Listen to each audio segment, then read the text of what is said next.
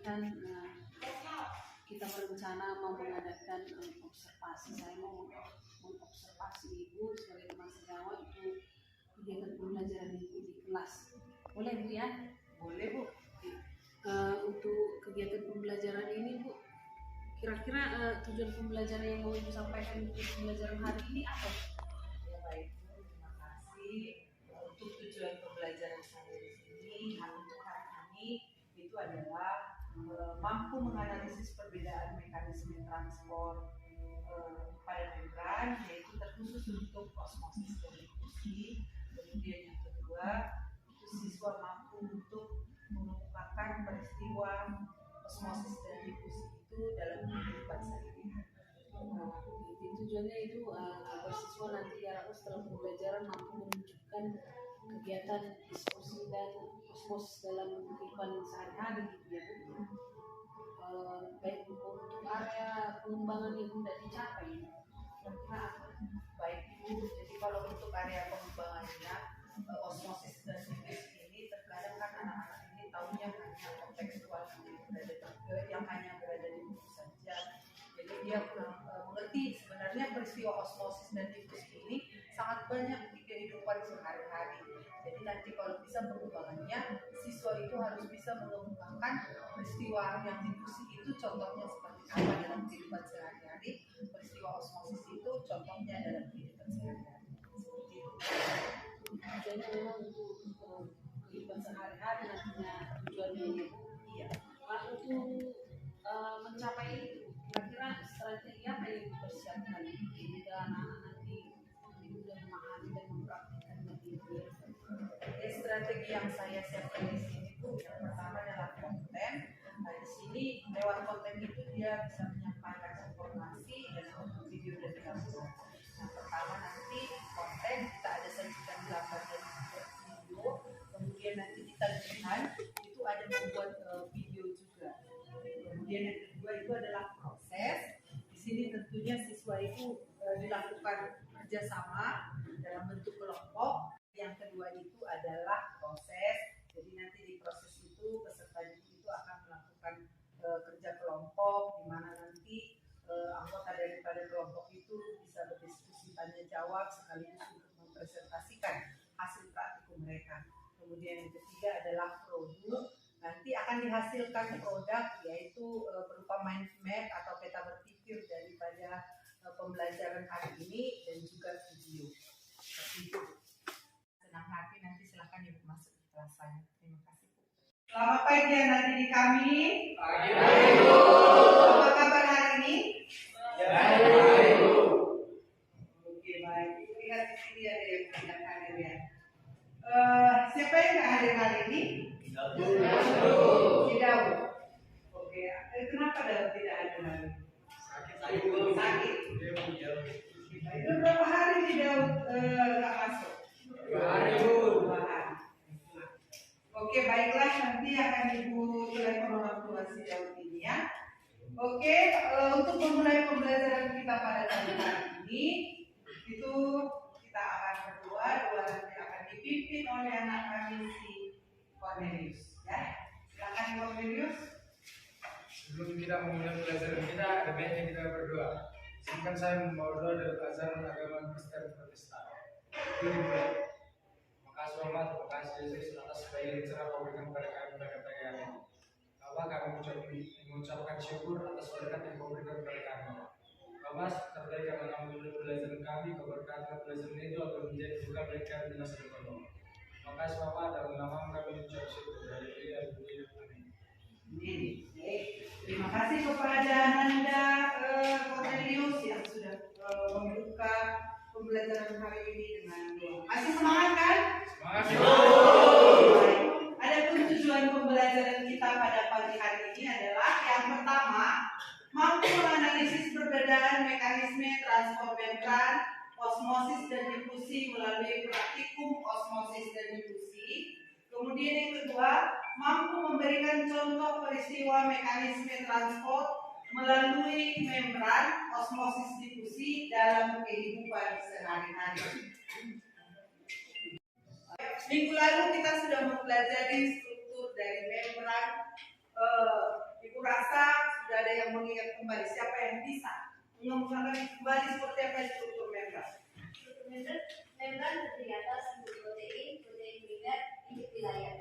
Iya, struktur membran itu terdiri dari lipoprotein, kemudian protein integral, protein perifer ya.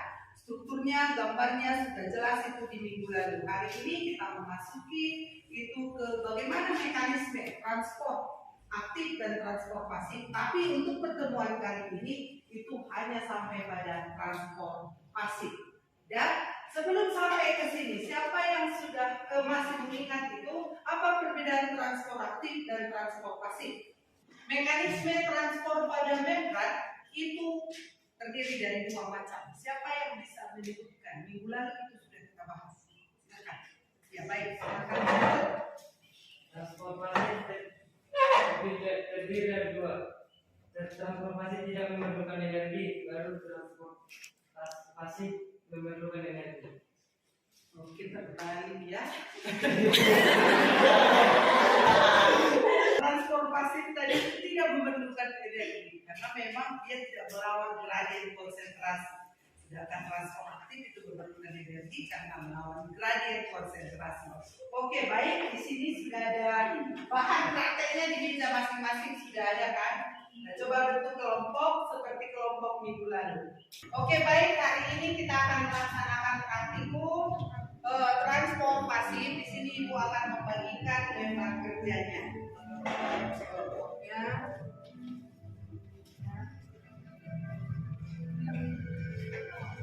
Baik, coba perhatikan dari KPD-nya masing-masing. Bahan semuanya sudah dibawakan? Oke, baik.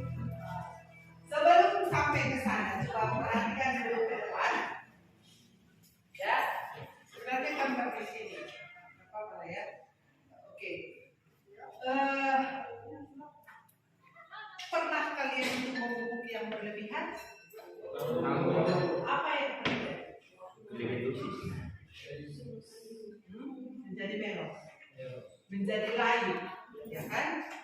Kemudian juga pernah kalian lihat sayur yang dijual di pajak itu tadinya kalau kita beli itu sudah layu. Jadi kita pengen segar kembali sayuran ini. Kita apain? Kemudian kita angkat kembali. Apa yang terjadi? Menjadi segar kembali. Oke, baik. Kemudian bisa lihat ikan asin di rumah kan? Di ikan asin itu bisa tahan berapa lama ya? Bisa 1 sampai 2 minggu. Kenapa bisa awet? Karena ada proses pengeringan katanya. Yang kedua ada proses pengasinan. Oke, nanti itu akan terkait dengan pembelajaran kita hari ini, yaitu transport pasif. Ya, coba perhatikan LKPD-nya. Transport pasif di situ ada dua, yaitu difusi dengan osmosis. Oke, difusi dengan osmosis. Coba sekarang ini teteskan dulu apa sesuai dengan cara kerja di LKPD.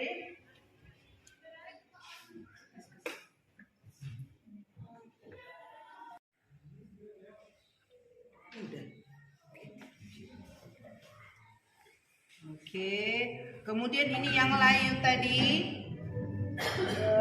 buat di apa namanya di gelas ataupun yang berisi air.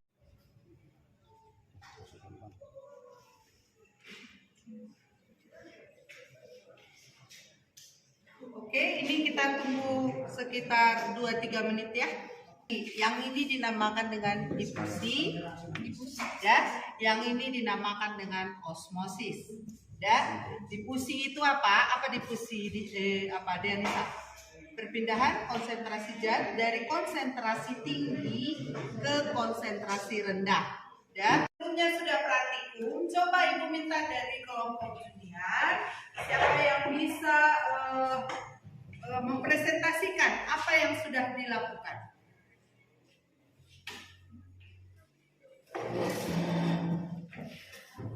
Pada kelas yang pertama, setelah tadi saya meneteskan tinta, saya menunggu sekitar 2 sampai 3 menit sehingga warnanya menjadi tercampur rata.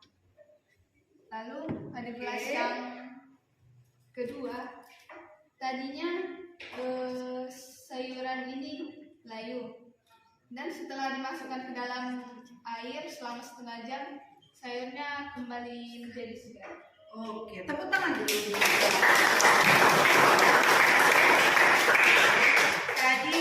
Tadi dikemukakan kalau di sini tadi ini tadi warnanya bening, setelah masuk tinta beberapa menit kemudian tercampur merata. Kemudian yang ini tadinya layu sudah segar kembali. Ya, oke, peristiwa apa yang terjadi di sini? Ada yang bisa mengatakan? Silakan, Denis. Ibu ada dua proses administrasi dalam membran, yaitu difusi dan osmosis. Oke, terjadi proses transportasi di sana. Transportasinya itu difusi dengan osmosis.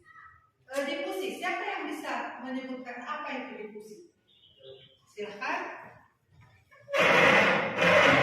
Dari pengalaman kami, difusi adalah bidang konsentrasi dari konsentrasi tinggi ke konsentrasi rendah. Oke, perpindahan dari konsentrasi yang tinggi ke konsentrasi yang rendah. Untuk mencapai apa? Isotonik, harus sama nanti dia rata atau rata dia air dengan pelarut dengan yang terlarut, ya, dari hipertonik ke hipotonik. Oke, baik. Yang osmosis, siapa yang bisa mengemukakan osmosis? Silakan, Chelsea. Dari pengamatan kami, osmosis adalah perpindahan konsentrasi rendah ke konsentrasi tinggi. Perpindahan dari konsentrasi yang rendah ke konsentrasi yang tinggi. Baik, tepuk tangan dulu.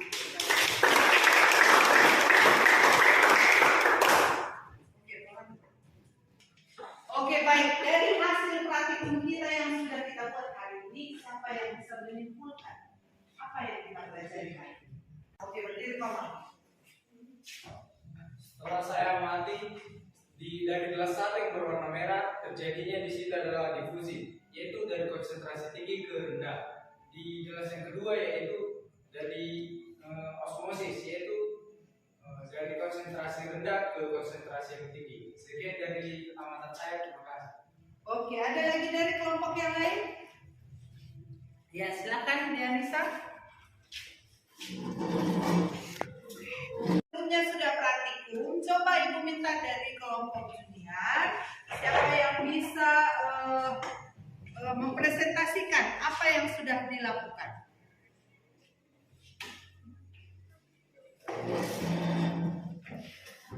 Pada gelas yang pertama, setelah tadi saya meneteskan tinta, saya menunggu sekitar 2 sampai 3 menit sehingga warnanya menjadi tercampur rata. Lalu pada gelas yang kedua, tadinya sayuran ini layu, dan setelah dimasukkan ke dalam air selama setengah jam, sayurnya kembali menjadi segar. Oke, tepuk tangan dulu.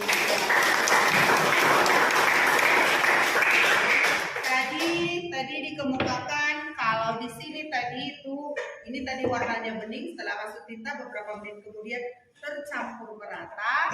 Kemudian yang ini tadinya layu sudah segar kembali. Ya, oke, peristiwa apa yang terjadi di sini? Ada yang bisa mengatakan? Silakan, Denis. Ibu ada dua proses administrasi dalam membran, yaitu difusi dan osmosis. Oke, terjadi proses transportasi di sana. Transportasinya itu difusi dengan osmosis. Difusi, siapa yang bisa menyebutkan apa itu difusi? Silakan. Difusi adalah perpindahan. Dari pengalaman kami, difusi adalah bidang konsentrasi dari konsentrasi tinggi ke konsentrasi rendah. Oke, perpindahan dari konsentrasi yang tinggi ke konsentrasi yang rendah. Untuk mencapai apa? Isotonik, harus sama nanti dia rata atau rata dia air dengan pelarut dengan yang terlarut, ya, dari hipertonik ke hipotonik. Oke, baik. Yang osmosis, siapa yang bisa mengemukakan osmosis? Silakan, Chelsea. Dari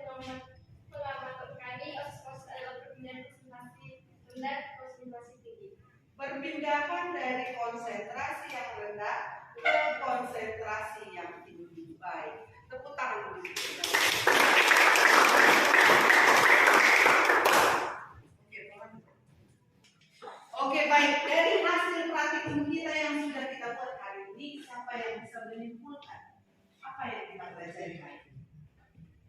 Silahkan berdiri. Terima kasih atas pertanyaan Ibu. Dari yang saya amati, yang terjadi pada Atau penjelasan. Oke, berdiri Mama. setelah saya amati dari kelas 1 yang berwarna merah, terjadinya di situ adalah difusi, yaitu dari konsentrasi tinggi ke rendah. Di kelas yang kedua yaitu dari osmosis, yaitu dari konsentrasi rendah ke konsentrasi yang tinggi. Sekian dari amatan saya, terima kasih. Ada selain daripada kelompok Cornelius, ada lagi yang bisa menambahkan? Ya silakan. Terima kasih penjelasannya.